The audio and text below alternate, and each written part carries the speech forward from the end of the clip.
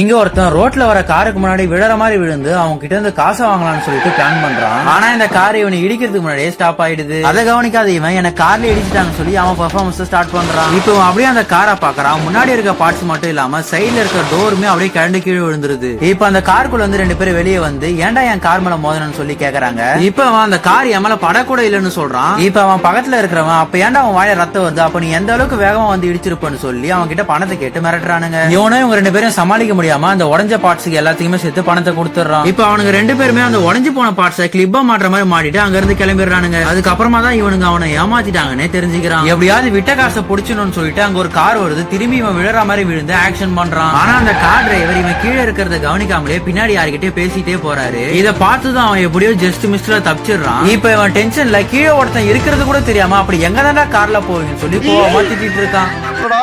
மொத்தமா என்னையவே குறி வச்சு என்னடா பண்றது.